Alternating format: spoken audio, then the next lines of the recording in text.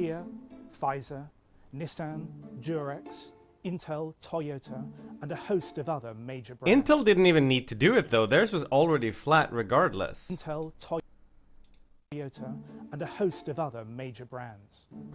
Even the munchable hero, This is the worst one, had a flattening make under, with shaved head, dyed moustache, dilated eyes, and new pre-sprung eyebrows. So bad. But what prompted this landslide? It's like he caught cancer.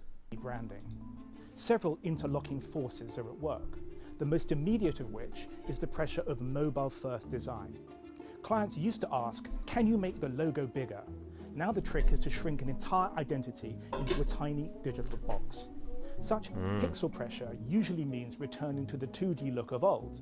Of course, this 2D It's look all was apps' more or fault. less the norm until... Dude, that's such a fun logo. The Pepsi one here. These are way more like playful and happy. computers took over and design inflation spiraled out of control. Anyone who has overfiltered an Instagram sunset knows the seductive lure of visual excess. And it's a seduction to which the pros are not immune. I'm just old. The ability to round corners, drop shadows, customize gradients, and create complex lighting effects can easily overpower the creative brief, and often does. So many recent brands represent a return to sobriety after a spasm of software-abetted intoxication. There is also the question of maturity.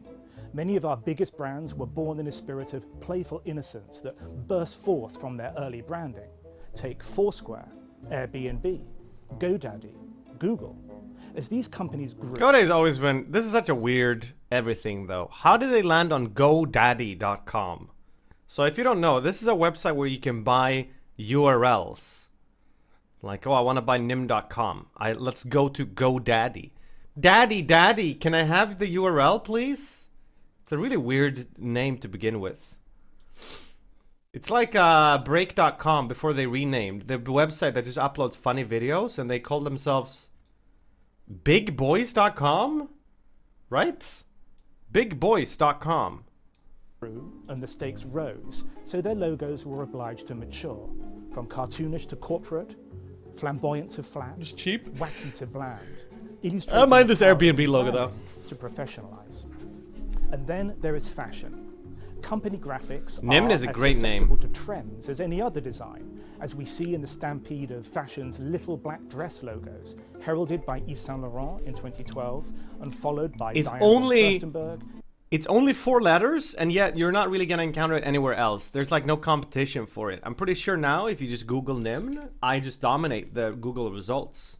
Like, so it's unique even though it's only 4 letters. You Google NymN and it's just me. All of the hits. Yeah, that's search engine optimization. And then the only minus with NymN is that some people get confused on how to pronounce it. NymN. And some people, because I capitalize the second N just because I think it looks good, some people think maybe I don't read it out. Maybe it's NYM and then N is something else. But that's minor details. I actually quite like my username. Calvin Klein, Berluti, Hello, Burberry, NymN. Balmain. Yet the most intriguing element of the branded logo is its potential to become a portal.